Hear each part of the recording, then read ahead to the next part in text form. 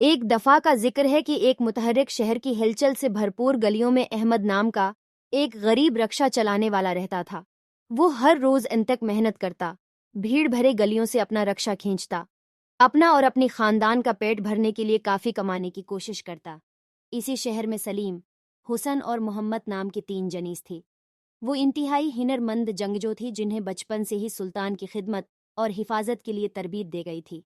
ایک دن جب احمد اپنا رکشہ کھینچ رہا تھا، اس کی تہکی ہوئی ٹانگوں نے راستہ دیا اور وہ ٹھوکر کہا کر زمین پر گر پڑا۔ اس کی جدوجہد کا وزن ناقابل برداشت لگتا تھا۔ فوری طور پر تینوں جنیسری احمد کی مدد کے لیے دوڑ پڑی اور اسے دوبارہ اپنی پیروں پر کھڑا ہونے میں مدد کی۔ وہ اس کی بے بسی کے باوجود اس کے عزم اور لچک سے متاثر ہوئے۔ احمد کی آنکھیں تشکر سے بھر آئیں اور اس نے جانساروں کا تہہ دل سے شکریہ ادا کیا۔ اور یوں سلیم، حسن اور محمد نے احمد کو مدد دینے کا فیصلہ کیا۔ انہوں نے اپنی وسائل اکٹھی کیے اور اسے اپنی رکشے کو بہتر بنانے اور اسے مزید آرام دہ بنانے کے لیے کچھ رقم دی۔ احمد کا خستہ حال رکشہ جلد ہے ایک غیر معمولی تبدیلی سے گزرا جو پوری شہر کا سب سے خوبصورت اور آرام دہ رکشہ بن گیا۔ احمد کی رکشے نے شہر کے باسیوں کی توجہ مبذول کرائے جو اس کی نئی خوبصورتی پر حیران رہ گئے۔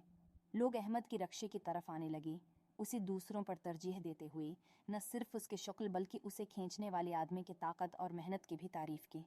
احمد کی کمائی کئی گنا بڑھ گئی۔ وقت گزرنے کے ساتھ احمد اور تینوں جانساروں کے درمیان ایک مضبوط رشتہ قائم ہو گیا۔ وہ اکثر شام کو ملتی، کہانیاں اور قہقہے بانٹے۔ جنیسریوں نے احمد کے عزم اور لچک کی تعریف کی، جبکہ احمد نے جنیسریز کو عزت اور فرض کی علامت کے طور پر دیکھا۔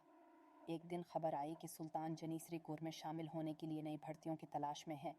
سلیم، حسن اور محمد نے احمد کی لگن اور محنت کو یاد کرتے ہوئے اسے درخواست دینے کی ترغیب دی۔ احمد نے ہچکچاتے ہوئے محسوس کیا کہ وہ اس طرح کے اعزاز کے قابل نہیں ہے، لیکن جنیسریز نے اسے دوسری صورت میں قائل کیا۔ جیسے جیسے سال گزرتے گئے، احمد کے صفوں میں اضافہ ہوا۔ اس کی بہادری اور ہمدردی نے اسے اپنے ساتھیوں میں عزت بخشی۔